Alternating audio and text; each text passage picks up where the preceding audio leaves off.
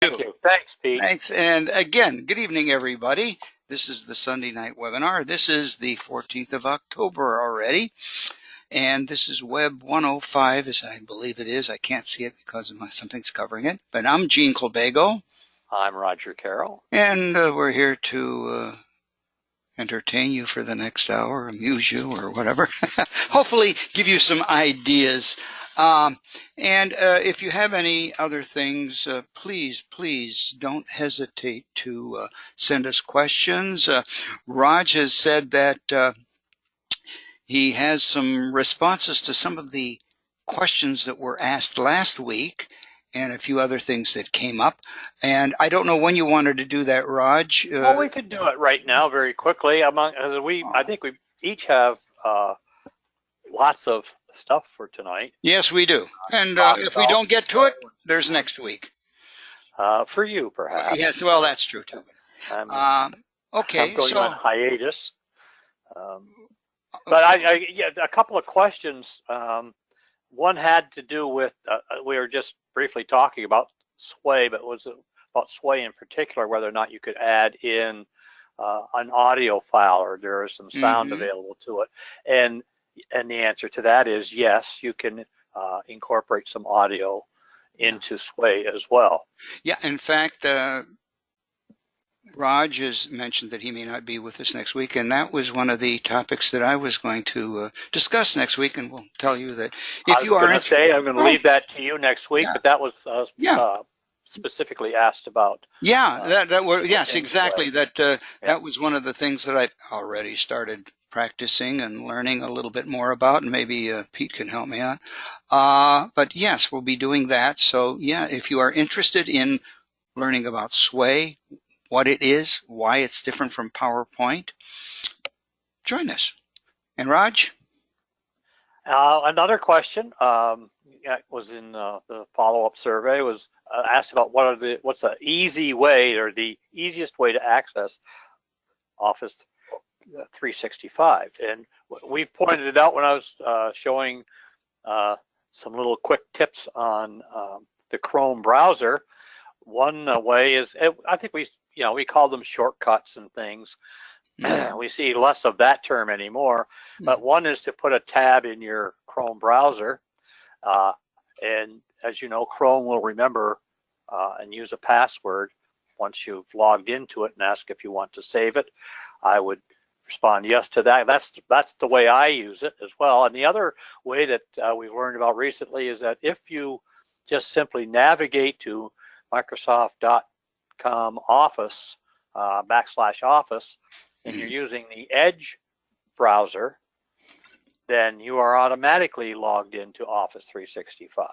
And for a lot of new users, that seems to be the easiest way to get into it. The thing is, and we are not huge, at least I am not a huge user of the Edge browser at this point.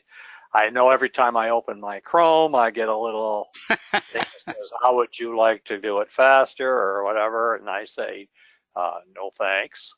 I've got too much invested in Chrome at this point, but not to say I couldn't migrate over. But the Edge browser is an automatic sign-in to Office 365 because it is Microsoft, and you're going to Microsoft.com, and that takes care of itself. Right down in there. So that's an easy way to get in. It's, I think there's some, I don't know, is the word trepidation? People who've never been into Office 365, it's like, ooh, it's another password. It's, kind of some routine they're not used to. And it is really straightforward. It's as simple as signing into your laptop as you do every day onto the network. It's the exact same sign-in to Office 365. The key is getting to the right website, I guess. And also, Raj, I don't mean to interrupt, but I have my home computer, not the school computer. I do not turn it off at night. I usually let it on. And one of the first things that I was asked the first time, some time ago when I logged in, do you want me to keep you logged in? And I say yes. And quite often when I come back, and as Raj said, you know, the little tab up at the top or whatever, I click on that. I don't have to put in any password or anything. This is still using Chrome, not using Edge. Takes me right there. So you might even be logged in automatically on Chrome. Again, I think if I turned off the computer or rebooted it, I would probably have to go through that process again. Very likely. Yeah. We see that from time to time when we do some trainings and workshops at the district training lab at the Board of Education. That's a new experience. People who come to those rarely ever sit at the same computer they were at the previous workshop, and it has to reestablish a desktop and all that stuff when you sign in. So there's a little extra process there. But again, real easy. Once you've been there, it's a snap. It does remember you. Make it go much quicker. And the last question I had, and this is something that's well, more and more people are doing, I think, is how can they access their school district email from your smartphone?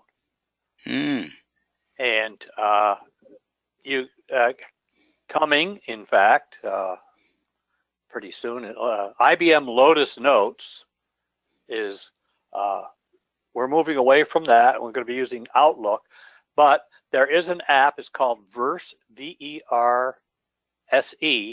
It's an app. If you have an iPhone, look up IBM Verse. That, and when you go in, download that app, it's free. That's what I use to check my district email on my phone. For a long time, I didn't want to have anything to do with it. But now I find I need to check it more frequently than when I have access to a laptop or a desktop. So I use the Verse app on my iPhone, and you just when you download it, you go into the settings and you put in the email address and your Lotus Notes password, and then you'll get and it will sync and do some things, and you can manage emails there as well. However, you need to note that when you get prompted, as we do once or twice a year, and Lotus Notes it's time to change your password, it doesn't automatically change what you've set up on your phone, on your smartphone. So you'd have to go and update it there. I had that issue once. I couldn't figure out, well, I'm not seeing any emails anymore. And then I said, oh, of course, I have to update my password in both places. So it's easy to do. I don't know, I think Gene and I, we have probably a little extra need to be connected to our school emails. We get requests and things.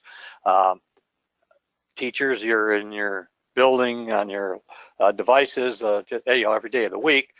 It's there you probably don't want to do it at night or on the weekends or holidays and so on. But yes, you can. It's a simple free app. And as we move away from Lotus Notes to Outlook and so on, information will be put out regarding just how easy that is to do also. So when we get there, and then those are just a couple of questions. Again, if you have questions following tonight's webinar and so on, throw them into the survey. We'll get to you. I've been able to answer some people directly when it was a specific question. These were kind of general that I thought more people would be interested in that, perhaps hadn't thought of it, but we would put it out there as a response as well. So that takes care of, a little bit of. Well, those are important things, and again. Well, I thought they were all worth noting and bringing. If people have these questions, we'll try to get them, and if we don't, email us and let us know, because now and then they do slip by. They do indeed. All set then, Raj? I'm all set for that portion. Okay. Well, all right. Now, all right. Let me just see if I can end this show. And let me get, I'm going to have to do a little maneuvering here. I hope I can. I hope it's right. Okay. The first thing, we have been talking about for the last couple of weeks, we have been talking about some Office 365 tools, OneNote especially, in conjunction with a thing that we have been really pushing called personal learning networks. And at the Teacher Resource Center, in case you have not heard this before, we do have a site that introduces it, recommends it, and has many, many places where you can begin. As you know, we need to keep learning. We need to keep adding to our repertoire, our tools. And we have found out, I think, Raj, I think this, probably our world, our country, is a country of collectors now. We have such things as Pinterest, Live Binders, we have Flipboard, and Raj is going to talk about a couple more. I think they're a little bit classier ones. I think you're going to talk about OneNote tonight a little bit, are you not? I'm going to show some things, yeah. Yeah, so, I mean, these are a little bit higher class, if you want, for want of a better term, devices for storing, finding, and collecting things. And again, we've been using for years, Raj and I, a thing called Flipboards, and we've had some people interested in those. And if you are interested, please again let us know in the survey, and we can go into introducing how to create those as well. But anyhow, tonight, we've been talking about how to find resources, tools, ideas that can help us in our classroom. And on this page, on the Teacher Resource Center site, is an introduction, and it has several flipboards here that have articles in it that Roger and I have been adding to every now and then, and we will continue to. But tonight, what I thought I'd show you is a way that you can collect, find some really good resources without having to go and collect them or copy them and put them into a folder or OneNote or wherever you wish to save them. And these are some sources that Roger and I use that you can subscribe to. Okay? Now, first of all, you don't have to write down any of these if you happen to run into one or two you like. What you can do, if you look down on your little window there should be a handout line, and I did put a handout there. Okay, and you can download that handout. It's a little Word document, and the Word document, that's all it is. It looks like this. And I've put in about, I think, 10 or 11 sites that you can subscribe to, and they will send you periodic emails with great ideas, great resources, so forth and so on. And what I thought is I'd go through a couple of them tonight. Okay, I'm not going to just click through these. In order to save time, these are, by the way, hyperlinked, and if you download this document, all you need to do is go over there and hold down the control button and then click on it, and it should open the site in your browser, whichever one you are using. But what I did was, to save a little bit of time, I opened them already. Okay, and the first one is probably, this guy is the biggest collector in the world, right, Raj? And please jump in and help me. Larry Filazzo collects everything. Okay, he has so much, and he has so many good things. And again, what I do recommend, you can go down here at the bottom, I believe it is. There is a place where you can sign up for his magazines. Look, you can just see some of the things. He's got lists of things. Yes, he does sell a few of things, but up here, I mean, my favorite posts, I think he has, how many of those, thousands of those, Raj? Okay. Yeah. Oh, yeah. And here is where, I'm sorry, I apologize. Go to my favorite post, and here's where you can subscribe to Larry by email. Okay. And he will, he's got all kinds of things, and these are all links. Tools I use, funny movie, clips of bad teach. I mean, there's some really great stuff in here. Larry is really great. I don't know I think he's also a teacher, is he not, Raj? He's an ESL teacher. Yeah, and I don't see how he has time to do this because he's always updating his website, collecting things, and he does go to many conferences and things like that. So he's very, very popular. And recommend take a look at his site and subscribe to it. If you don't like it, you can always unsubscribe.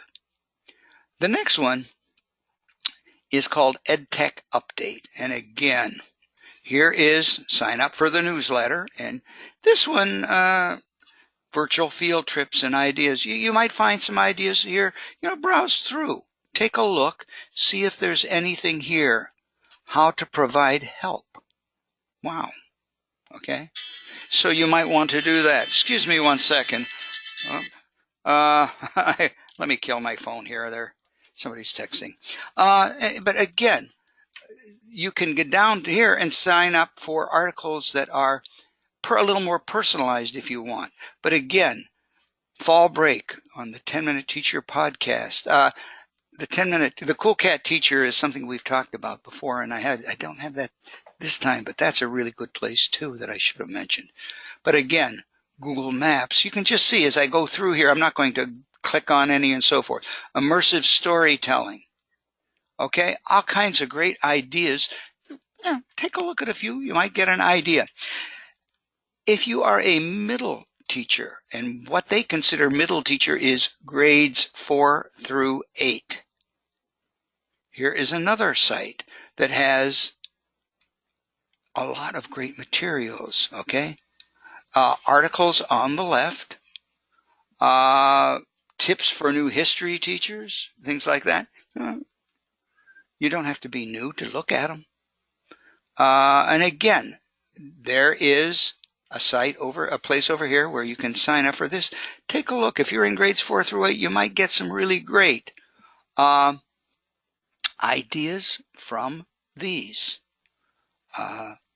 3 questions new teachers always ask. I took a look at that. I thought it was kind of cool. I'm not going to say anything about it. Maybe you should take a look too. Okay? The one place that Raj and I think everybody, teachers, parents, everybody should go to is a place called Common Sense. Common Sense is been, I don't know how many years ago it started, Raj, 5, 6, 8? And it's been growing massively. And it is phenomenal. It has so much more. This has, if you see at the top, it has a site for parents, for educators, for advocates. I just happen to go to the one for educators, and I'm going down, they have ratings and reviews of different sites. They have, things that you can download. There are a few things that are sold, but some of these are some of these are available free. Digital citizenship. Here's games and interactive. If you want to find an ed tech tool. Here's some things about professional development. Okay, and they have a video library you might want to take a look at. But again, a great site. If you want, just click on Common. Here is the basic site, and it will show you some, I'm sorry, I didn't get to the basic site. I got to the education one. I thought it was going to take me to the regular one. Well, let's see if we can get rid of this. Because see, the comments, this is the main site, and they have all kinds of things. If you are a parent, you might want to use the parent portion. It has reviews of movies, of books, shows, things like that. If you're not sure, games, what's appropriate for your students, your children. And again, I'm sorry, let me just go over here. blasting through here. This one looks like an elementary site. I always am amazed by this, but I like this one for several reasons. It has a lot of great things. It has lesson plans, tips, professional development. I'm going to skip over the graduate records because, again, that's kind of an ad. And it does have a few ads once in a while. And again, there's this to subscribe. But what I recommend that you do, if you have a smart device, a phone, or if you have a pad or whatever, either Apple or Android, go to the store and you can find the Teach Hub app. You can download it, and every month it will send you the new magazine. Here's, in this magazine, let me just click on it, 12 ways to motivate, the 12 top ways to motivate students. All kinds of great ideas here. Okay, here's a math lesson plan for chocolate. Just so much here. Take some time if you have it, and take a look here. Again, I recommend that you subscribe to it. They do not send things every week or every day. You're not going to be overwhelmed by any of these. And they will give you some really good ideas that you might want to use, incorporate in your classroom. This one is fairly heavy duty, okay? The Christensen Institute. If you're interested in this, he was originally, I believe, a Harvard professor, and he came up with the idea of disruptive innovation. And if you need to know what that is, please go there and check it out. But there is a K-12 module right here that you can click on, and it has a number of different articles, a little bit higher level,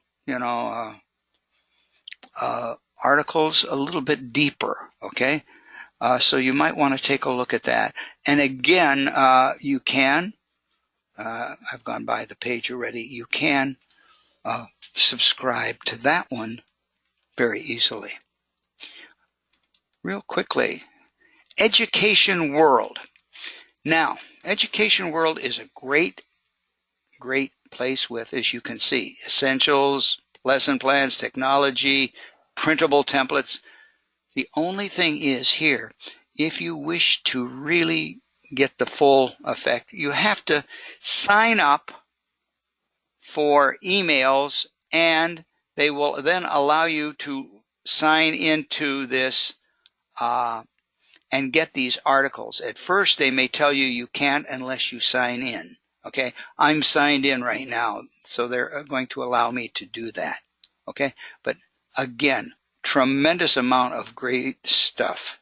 Okay, Silly Pumpkins, fall stories and poems. See, they have things that kind of go with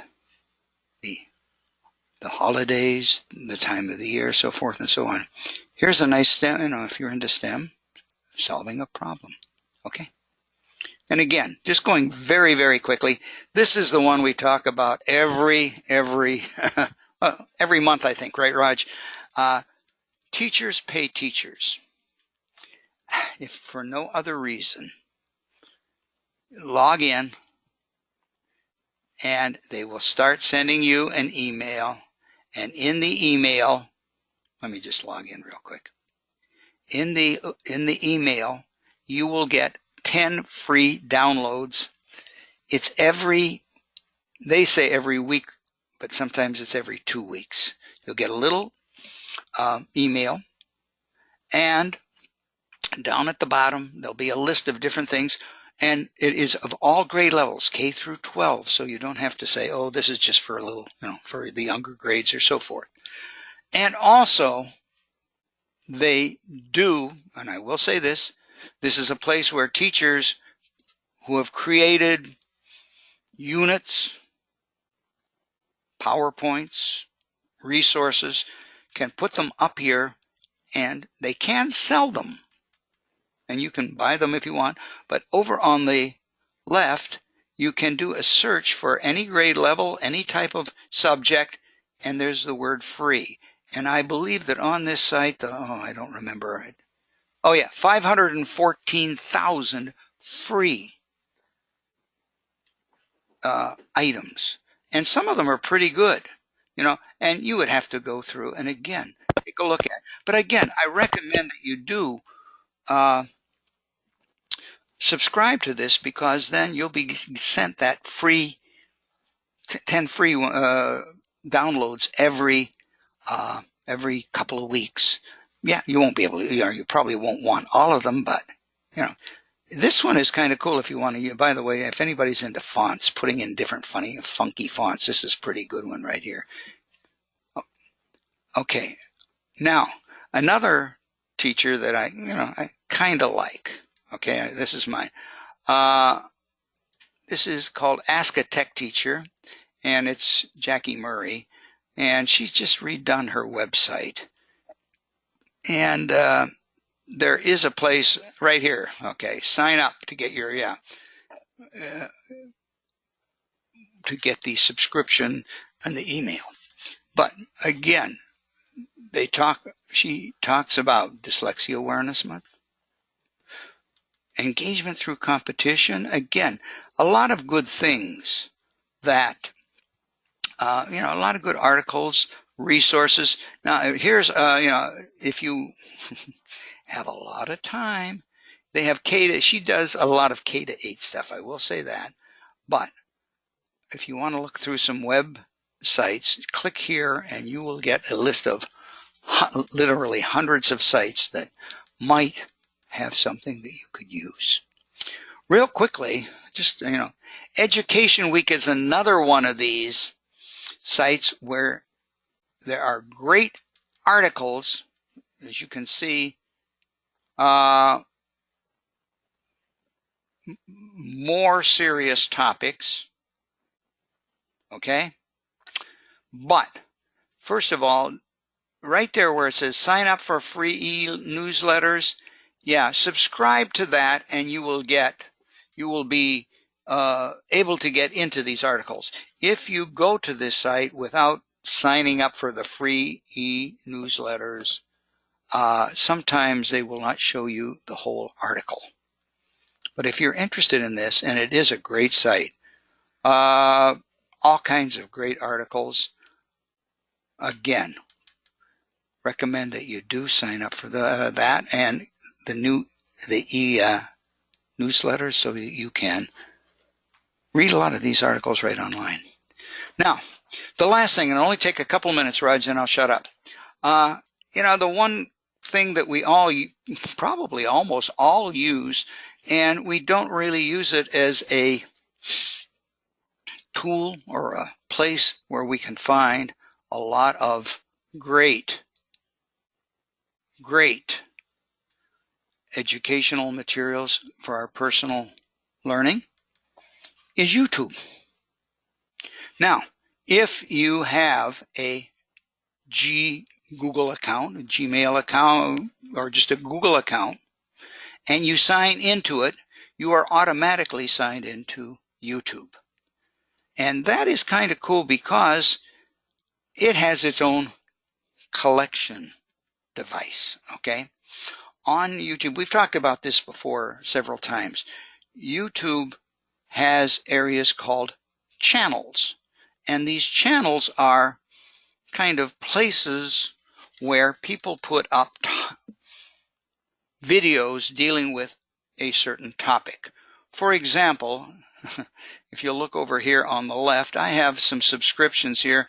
I think I have about 40 of them that I subscribe to, channels. And just to show you one, for example, Microsoft Education. Oh my goodness. And they have, if you browse through here, you will find things that are really good, okay? Improve your writing skills, improve your grading assignments with Microsoft. Things down here. I think, Raj, you talked about these at one time, did you not? I'm going to talk about them again. Are you really? Okay, Back to School Live. Yeah, those are great. And okay, well, I won't say anything about them. But there's all kinds of things, that you can do here. And there are more and more that you can find. Notice over here, they also show some featured channels. One of them is Microsoft. You can subscribe to it just by clicking on it here. I have not. But you'll notice that Windows, I subscribe to that. You'll notice that I have subscribed to Office 365. And Microsoft Office 365 is another great channel that has, look at this, Microsoft Word. We were just talking about Teams, 9 videos dealing with Teams. Look at this, Microsoft Sway. Okay, if you're interested in learning more about that, they do some great things teaching you, showing you how you can use these devices. So real quickly and without spending a lot of time, I recommend that all you need to do is, like I went up here, Science Education Channels, and just do a search. And it will bring in channels that you can view or subscribe to. Okay? Here, this is a 10 most popular. If you view this video, it will show you different channels that you can go to and then subscribe to. For example, science. You can do this with any subject, okay? And recommend that you take a look at some of these channels. Vsauce is another highly, highly rated. It has 13 million subscribers. That's another thing you can do if you want to check maybe to see if they're any good or whether you think you might like them. Check the number of subscribers. Okay, and it might help out. Smithsonian, 165 videos. Okay, but again, YouTube channels.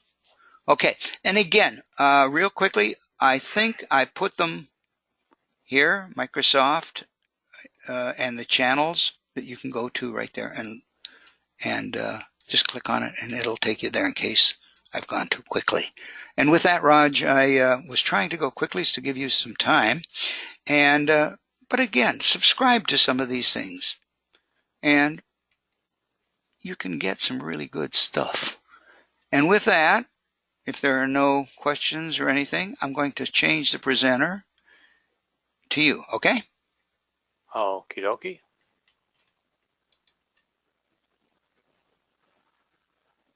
There you go. Okay, well, we're on the subject of, generally speaking, of a professional learning network. And one of the things we need is a way to handle these resources. Now, Gene has a handout. We've talked about in our web browser using folders. We talked about that last week, how you can create a folder and put your resources in here. This one is pretty much dedicated to Microsoft and education all the way through. In fact, I don't know if you were there this week, Gene. This has gotten a brand new look just this week. It used to be a very busy interface, Microsoft Innovative Educator website. It used to have a whole lot of things going on navigation-wise, and they just upgraded. I don't know if it's an upgrade so much, but they changed it this week for whatever. And these are all resources pretty much related to the whole onslaught of education support and products that Microsoft is now putting out. And that's kind of neat there as well. But we need a place to consolidate and put references. Now, Gene has a handout, and on that handout are a whole, a page and a half of linkable websites. We put those out there. We collect those websites, as Gene mentioned, using Flipboard, which is a way to aggregate and curate, two nice education words, aggregate and curate what you want to collect and use as personal references and resources in what you do in your teaching. The one that we're putting forth and the district is espousing pretty much is not so much for your PLN, though I'm finding it where I put everything that I don't have within my web browser, and that is in OneNote. Now, OneNote, I'm going to go back again, and I'm going to go into my Microsoft Office Home account. And OneNote is one of the many apps that you have available to you within your Office 365 account. In OneNote, we have a lot of what we've been talking about called Teams, and we're going to be spending a lot of time throughout the rest of the year talking about Teams, and we talked a little bit about that in the first half hour tonight if you joined us early with a couple of teachers, and how they can be used within your instruction in your classroom. We also did talk briefly about Sway, and then of course we spent some time in the previous weeks on forms and so on. But using OneNote is a excellent way, for you to get used to using it and all its features and benefits and so on. It's also a place where you can also manage instruction within Office 365 using your teams, and we'll talk about that in upcoming webinars. If you create a team, you can have a notebook, either a class notebook or a professional notebook within a team as well. But we're looking at OneNote. At the bottom of my screen, you see two little icons. The blue one, or purple one, is OneNote Online. There are two versions of this app. One is a desktop version of it. Just as you have a desktop version of Word, you have an online version of Word. Same for Excel, same for PowerPoint, and the same for OneNote. Everything you see when you go into your Office 365 account is for the online version of that app. Microsoft just this week announced that they're going to be doing away with the client version, the download version of pretty much all their products, but they mentioned OneNote specifically this week. But I'm going to look at both of them because they're slightly different. Microsoft is assuring their subscribers in the world that eventually there will be no difference between the online and the installed version of any of their programs. They're not there yet, but they're getting close to it, as before they actually get rid of and no longer support the down. They're not going to take it off your computer. It just won't be supported, and I suspect it won't be linked to the online version. Everything that you do in the installed version gets mirrored in the online version, and vice versa. There are a couple of editing features that you have to do in one to get in the other, but I don't want to get into that so much. This is my installed version of OneNote. If I go over here and click on OneNote here, as we've mentioned in previous webinars, if you're in the online version of whatever it is, those are all my notebooks, you are told in the top bar of the program that you're in the online version of it, okay? And again, I'll repeat, it's like a giant 3-ring binder with as many divisions in it as you could possibly ever want. I think it's infinite. I'm going to test that theory, I think, with what I've been putting up.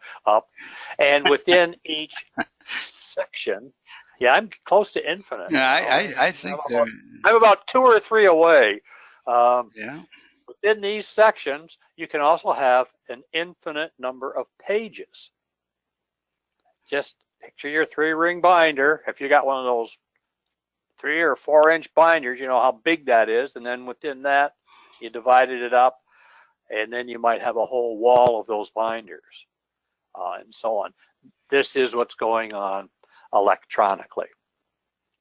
So what I've done is I've taken a number of things that I collect in my personal learning network, but my collection often is with the intent of sharing them out with people within the webinar or teachers and specific subject area teachers and so on.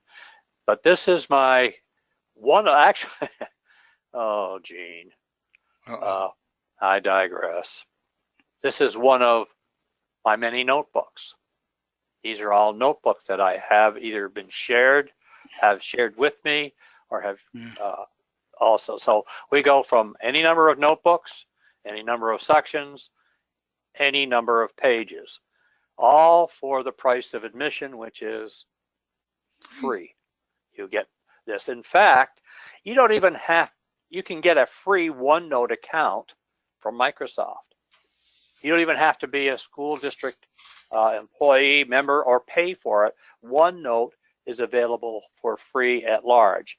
The limitation is in the storage space that you have on your OneDrive, your cloud storage. But beyond that, they're all the same. So we're just going to look at a couple of things here. I've been messing around with something, and I'm going to see if it showed up here, Gene, in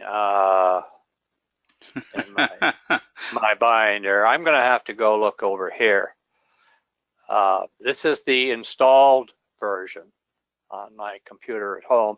Notice you'll see what looks to be like a photograph of a book index. Okay, you're not far off. Here is an index from the back of a book of something called a complete, the incomplete glossary of poetic terms. It's a book called The Ode Less Traveled, and it's about poetry and so on. Here's an index of the first lines from the complete collection of Emily Dickinson's poems. Oh, God. So on. Yes.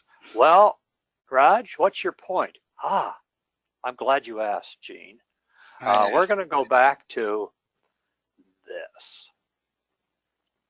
And notice up here, let's go to, well, let's just go to this is the Poetry Handbook image. I'm going to back up just for a second or two, and I know what's on your mind. I can read minds. How did they get here? Raj, how did you get that page, that image, in your OneNote? Well, I'll tell you. I used something called Office Lens. And Office Lens is an app on my iPhone. You can get it on any platform. You can get it on Android or whatever. It's a free app. And with that app, I can take an image of a photograph, of a document, of a whiteboard, of a business card, and I can take that image and send it to OneNote.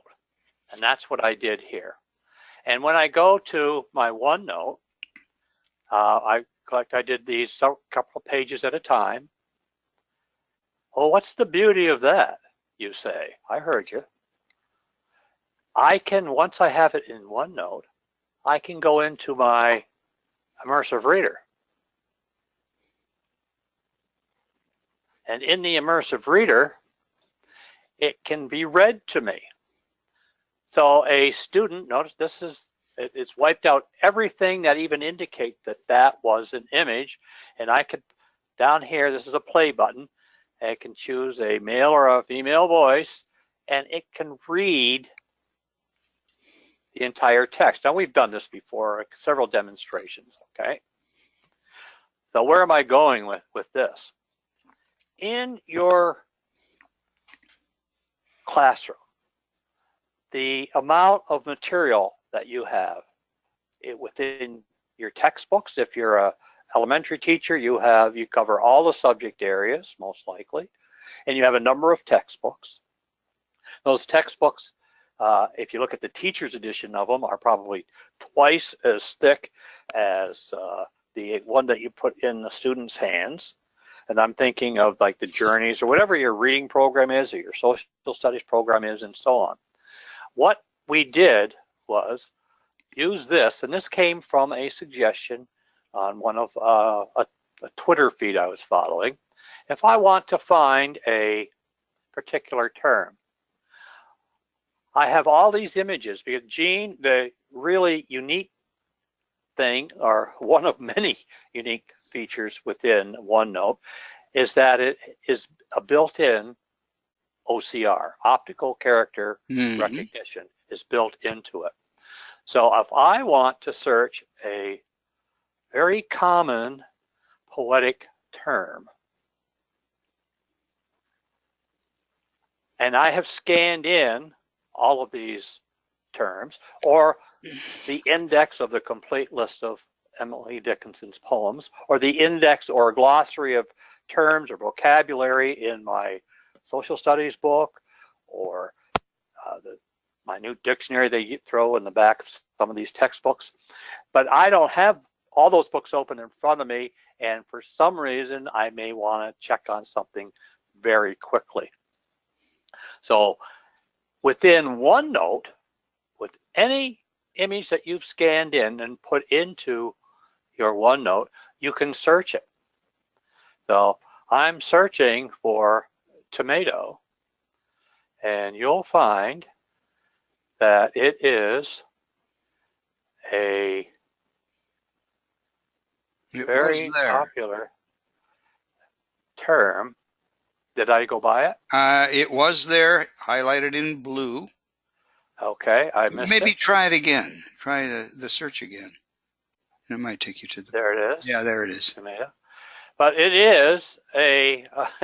what the problem here is, notice the different font here versus here. So I'm going to have to scroll because I know it's here. I think it's on, might be on 348. Oh, it's coming up because it's in the next poetic terms. You can quickly say you know the term you're looking for, you just don't have the right definition of it that you want to refer to, if it happens to be something of that nature. And it came up here, often contains tomatoes. This is not a poetic term, is it? Salad, tomato. You're going to find the person who, the author of this book, his name is Stephen Fry. Oh, yeah. And he threw these little, really kind of neat things throughout the book. If I could find it, it's kind of insane. He put in tomato in completely out of order. Yeah, here it is. I beg your pardon.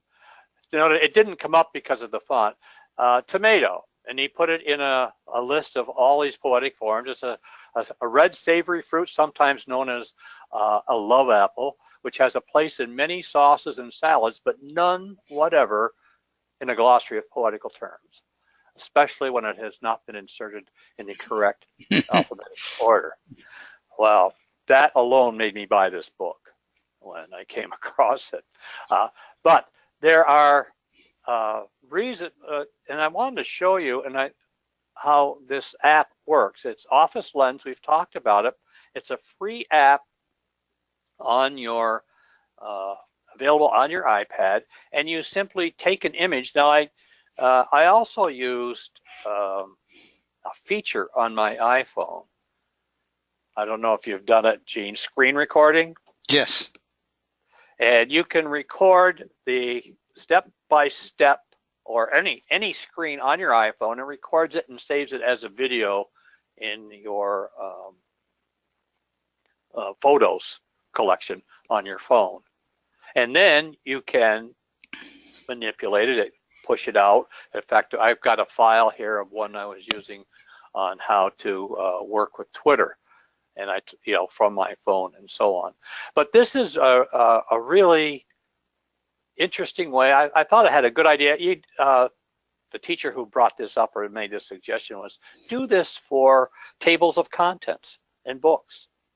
So you don't have to have all these books open. You don't have to search the internet. You know it's something that you have in hand in your classroom or your collection of books at home or wherever, your reference books.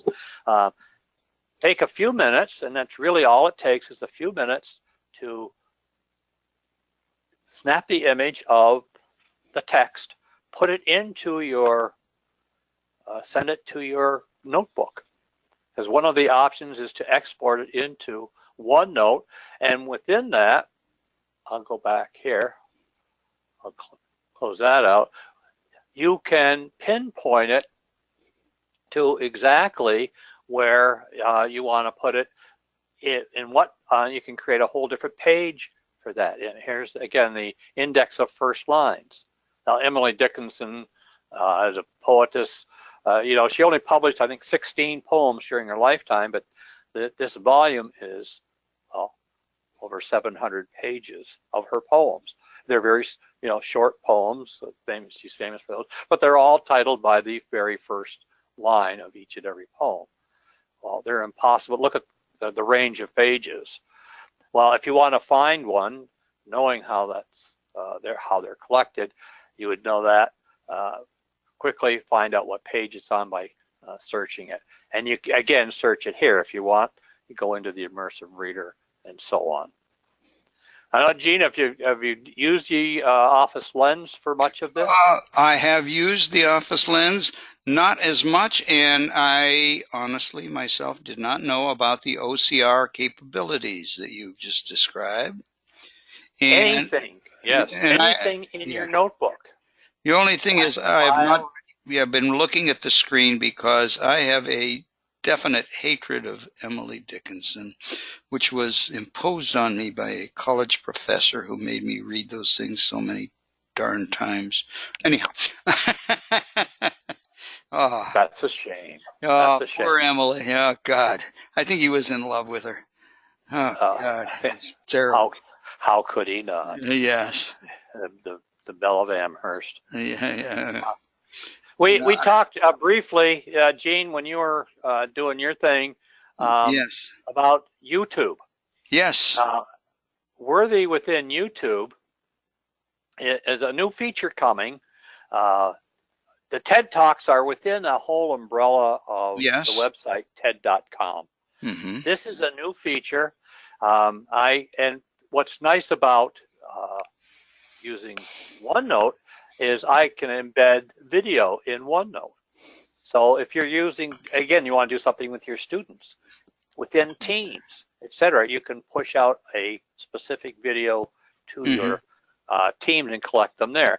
But you just throw it into Teams. This is, well, actually here, it's linkable here, and I embedded it here. But you can, this is just a teaser.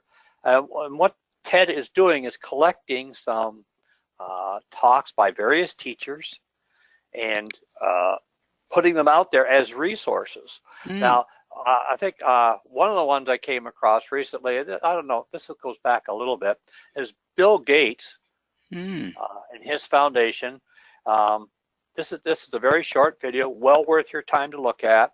Teachers need real feedback, and he talks about the whole landscape of evaluation, and teachers very often the response back is the teacher was satisfactory, and he makes a couple points about that, and really